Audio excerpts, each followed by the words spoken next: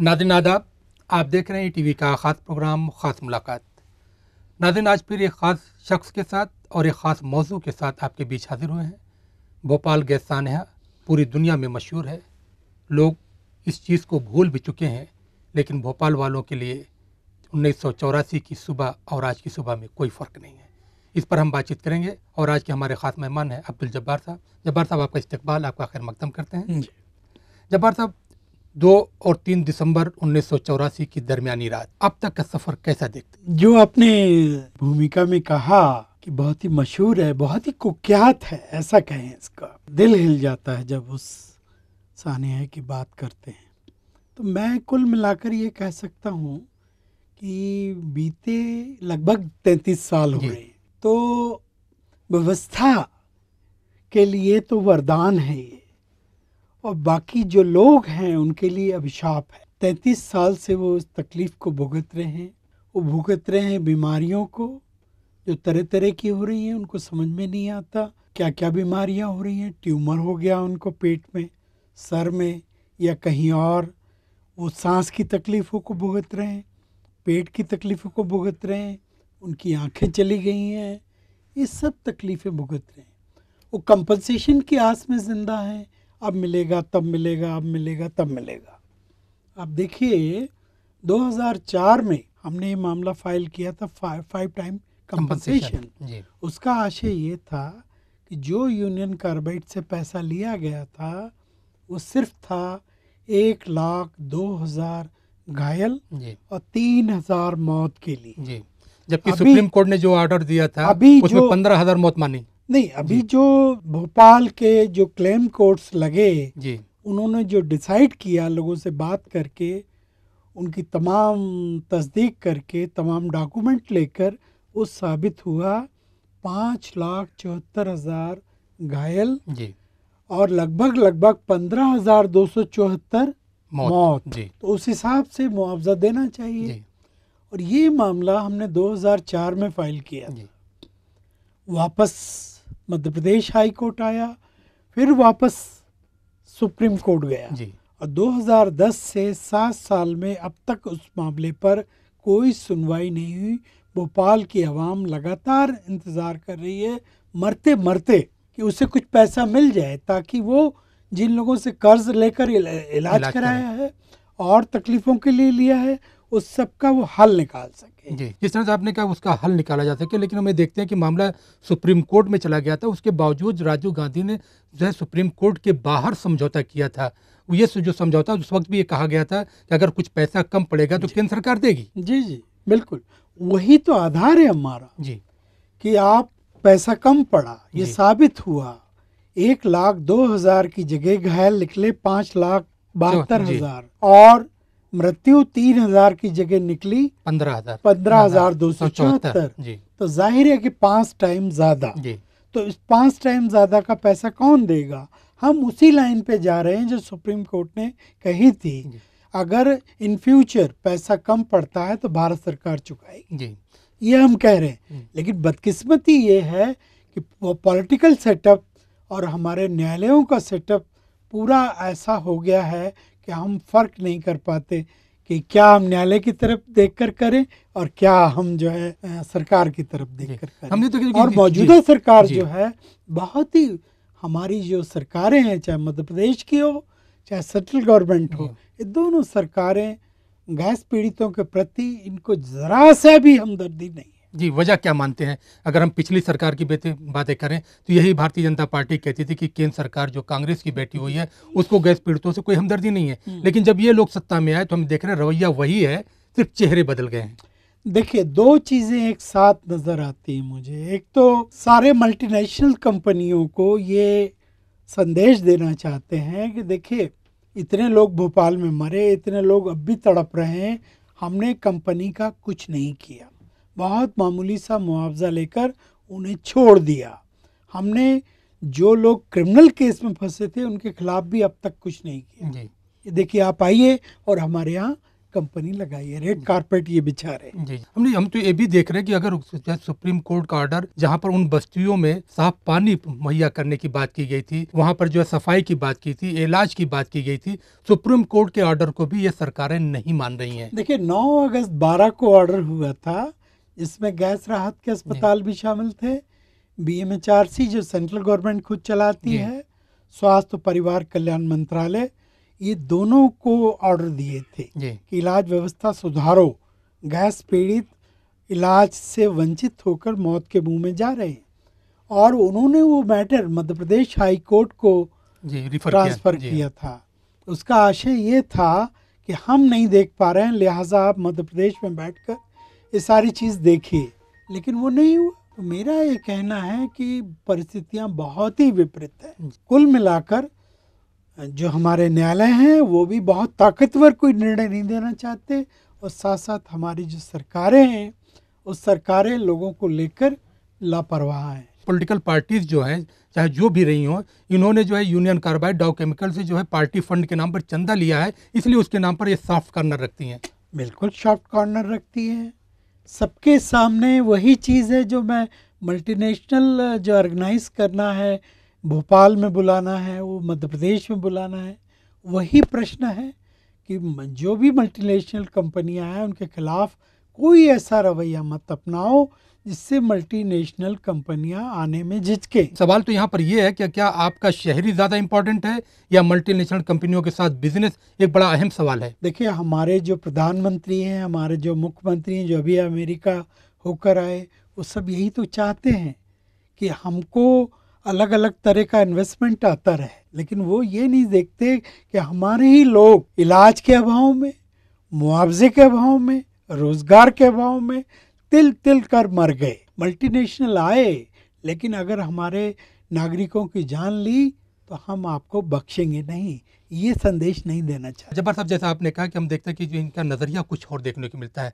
अगर अमेरिकन शहरी है, उसकी कहीं पे मौत होती है, जिस तरह से गल्फ मैक्सिको में जो है पेट्रोल उसमें निकला था, वहाँ पर समंदर में जाने के बाद वहाँ पर कुछ मुआवजा और मांगा जाता है, लेकिन वही अमेरिकन कंपनी अगर भोपाल में एक बड़ा हादसा होता है तो यहाँ पर भोपाल के या हिंदुस्तान के शहरियों की मौत होती है, तो वहाँ पर नज़रिया कुछ और देखने को मिलता है। ये नज़रियाती फ़र्क क्यों है, इस सवाल का जवाब जानेंगे एक छोटे से ब्रेक के बाद। जाएगा नहीं, देखते रहिए अब्दुल जब्बार साहब के साथ हमारी खास मुलाकात।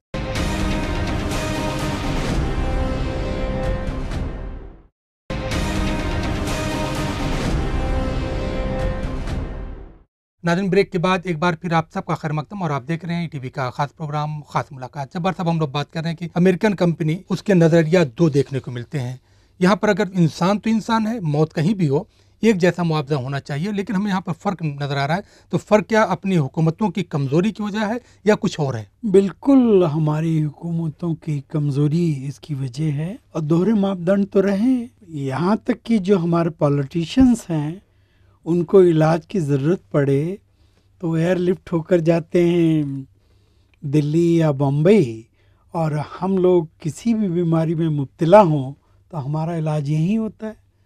तो कुल मिलाकर भोपाल गैस के मामले में कोई भी सरकार रही हो, बीजेपी की हो या इसके पहले कांग्रेस की रही हो, सबका नज़रिया यही है। कुल मिलाकर अब मैं नहीं समझता, 15 साल से मुख्यमंत्री हैं शिवराज सिंह चौहान, उन्होंने बुलाकर आधा घंटा का भी इशू को समझाई हो। अब तक 26,000 मेमोरेंडम दिए हैं हम लोगों ने उनको इंडिविजुअल, और 26,000 मेमोरेंडम में पॉइंट वाइज लिखा हुआ है क्या क्या प्रॉब्लम्स हैं, जिसमें कंपनसेशन, लोगों का इलाज, केमिकल कंटामिनेशंस और पनिशमेंट, ये सब बातें हैं। उस सब के उपरांत इस मुख्यमंत्री ने इस चीज़ को समझ लिया हो, और वो, मैं उनसे ये कहना चाहता हूँ कि जब चाहें बहस कर लें। यदि मेरी सारी बातों का जवाब दे देंगे तो मैं भोपाल गैस का काम करना ही छोड़ दूंगा। जी, जिस तरह से आपने कहा कि भोपाल के लोगों का जो है इलाज सबसे बड़ी प्रायोरिटी है, और उस वक्त ये कहा गया कि जो है BHMRC जो है, जैसा सुपर हॉस्पिटल बनाया जा रहा है, कुछ डिस्पेंसरियाँ भी काम करें, लेकिन हमें देख रहे हैं कि वो चाहे हॉस्पिटल हो या डिस्पेंसरियाँ, ये खुद बीमार हैं और इसमें उस जैसी सुविधा नहीं है, फैसिलिटीज़ नहीं है जिससे गैस मुतासरीन का इलाज हो सके। आप ये कल्पना कीजिए कि एक सुपर स्पेशलिटी हॉस्पिटल का दावा आप करते हैं, वहाँ आपके पास नेफ्रोलॉजी का डॉक्टर ना हो, वहाँ आपके पास मेडिकल स्पेशलिस्ट ना हो, वहाँ आपके कार्डियक स्पेशलिस्ट ना हो एक से अधिक, तो कितनी शर्मनाक बात है। और सुपर स्पेशलिटी आप कहते हैं, और इस पूरे मामले में हम लोगों ने अभी बहुत दबाव बनाया है भारत सरकार पे और मध्य प्रदेश हाई कोर्ट पर। इस बार मध्य प्रदेश हाई कोर्ट ने कहा तो है कि 17 जनवरी तक अगर ये सब व्यवस्था ठीक नहीं करते तो हम आपके सेक्रेटरी को तलब करेंगे न्यायालय में जवाब देने के लिए। जी लेकिन कुल मिलाकर ये सब खुशफहमी के लिए है, होता कुछ नहीं है। और हम निराश न्यायालयों से भी होने लगे। जिस तरह से आपने न्यायालय की बात की, मुझे याद है जो है कुछ साल पहले, अगर 7 साल पहले की 2010 की बात करें, तो इसी भोपाल कोर्ट ने एक डिसीजन दिया था, लेकिन उस डिसीजन में भी जितने लोग भी जिम्मेदार थे उनमें से किसी को एक दिन की भी सजा नहीं हुई। जबकि इतना बड़ा डिजास्टर जो पूरी दुनिया में सबसे बड़ा औद्योगिक त्रासदी सिनती हादसा माना जाता है, जहां पर 15,274 लोगों की मौत होती है और 5,74,000 लोग जो है यहाँ पे जख्मी हैं, और वो मामला अब एक पीढ़ी दो पीढ़ी नहीं बल्कि चौथी पीढ़ी पर वो ट्रांसफर होने लगा है। कुल मिलाकर ये कहूँगा कि वारेन एंडरसन मारा गया उस जजमेंट आने के बाद, जबकि वो फरार था। डिस्ट्रिक्ट कोर्ट के सीजीएम कोर्ट का फैसला आने के बाद उसकी मौत हुई। जो 2-2 साल का उनको सजा दिया गया था 304A में जी वो केस अभी डिविजनल बेंच इसमें डीजे क्या चल रहा है। जी तो इसका क्या मतलब है? अब उसमें वो ये बहस कर रहे हैं कि कंपनी के किसी व्यक्ति ने ही पानी डाल दिया था MIC टैंक में, जिसके कारण वो ब्लास्ट हुआ। तो कुल मिलाकर नई नई थ्योरियां लाना, जिसको कहते हैं इशू को लॉन्गर ऑन करना, समय में ज़्यादा समय लगाना ताकि ये समय निकलता जाए। 88-89 साल के केशव महेंद्रा हैं, हम नहीं चाहते कि उनकी मौत हो, लेकिन स्वाभाविक रूप से हो सकती है। वो डायबिटीज़ के मरीज़ हैं, वो हाइपरटेंशन के मरीज़ हैं और तरह तरह की बीमारियां भुगत रहे हैं। और भी कई लोग मारे जा सकते हैं। शकील कुरैशी का पता नहीं चल रहा है लास्ट 2 साल से।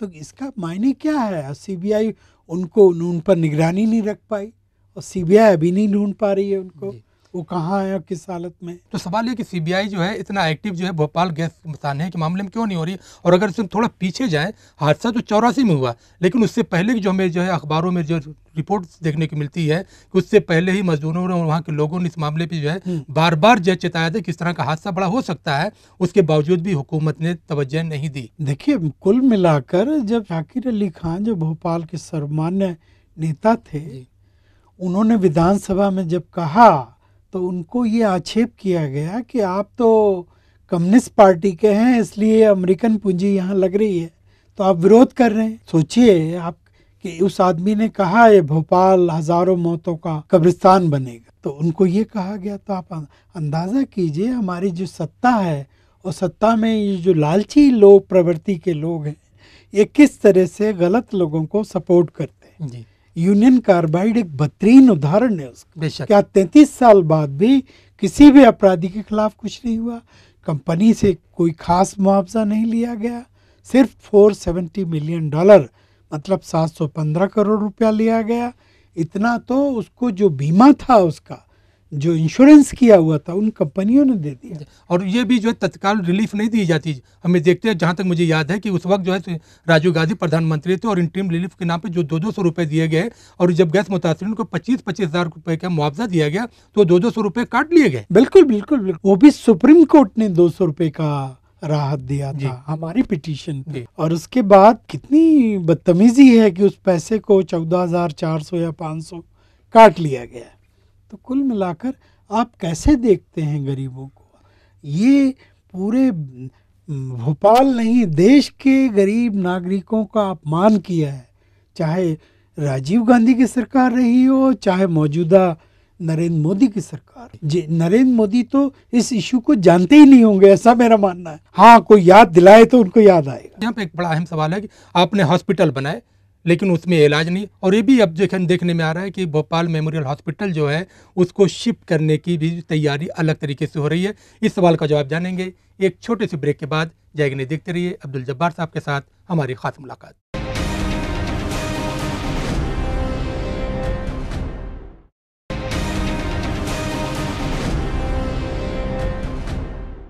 नाज़रीन, ब्रेक के बाद एक बार फिर आप सबका खैर मकदम और आप देख रहे हैं टीवी का खास प्रोग्राम खास मुलाकात।